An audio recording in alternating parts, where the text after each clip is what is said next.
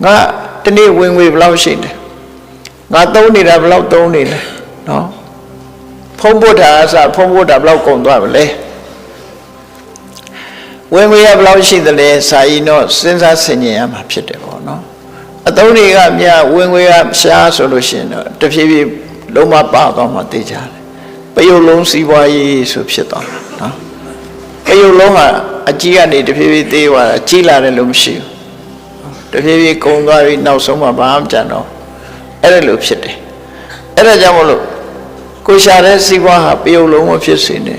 တဖြည်းဖြည်းကြီးပွားတိုးတက်လာတဲ့ခြတ်တောင်ဘိုးတွေလိုပြားရည်ပြားအောင်ကြီးလိုကြီးပွားလာအောင်သာကြိုးစားအထောက်တင်တယ်ဒါဟာလေကိုယ့်ကိုချက်ကင်လုံးနေမှာသိမှာပဲဖြစ်တယ်ဟောဒါကြောင့်မို့စာရီနော်ကိုလုံးနေတဲ့အလုပ်ပေါ်မှာအမြဲတမ်းလုပ်ရမှာစဉ်းစားတွေးခေါ်စီးပွားလုပ်ရင်ဒီစီးပွားကအကျိုးဘယ်လောက်ရှိတယ်မြတ်ဘာစီပွားလို့ရင်ကောင်းမလဲခေတ်ချင်းတွေကဘလို့ရှိသလဲအမြဲတမ်းခေတ်နဲ့ရေမောင်တန်းနဲ့ဆိုတာသတင်းစာဖတ်မယ်စာဖတ်မယ်ရေဒီယိုနားထောင်မယ်တကယ်အရေးကြီးတဲ့အချက်တွေအပျော်နားထောင်တာပြောတာမဟုတ်ဘူးเนาะအပျော်ပါဆိုတာပြောလို့ရပါတယ်ထိုက်တဲ့လောက်တော့ပြောသို့တော့အလုံးနဲ့ပြောတာကတမိုးပိုရှိသွားတယ်အလုံးနဲ့ပြောတာလေအလုံးနဲ့ပြောပြီးဆိုတဲ့အခါကျတော့အလုံးလဲအောင်မြင်တယ်စိတ်လဲပျော်တယ်နှစ်ဖက်ကျိုးတိုးတက်တယ်ပေါ့နော်အဲ့လိုလဲမဟုတ်ဘဲနဲ့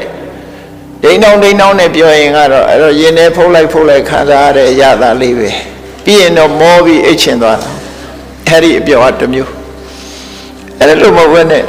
စာရီနောဆိုတာရှုမှတ်ဆင်ခြင်သုံးသပ်ပြီးတော့ကြည့်တတ်ရတေစာရီနောတာတတိကာနိစ္စံတန်လှပရကမာအလုံးလုံးပြီဆိုလို့ရှိရင်စင်စက်မပြတ်လှုပ်ဖို့လိုတယ်လှုပ်ချင်တဲ့ကလှုပ်တယ်မလှုပ်ချင်တဲ့ကမလှုပ်ဘူးဆိုတာမဖြစ်စေရဘူး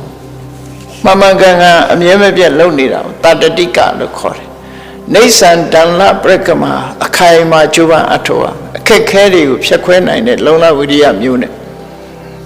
အဲ့လိုကြိုးစားအထောက်လို့ရှိရင်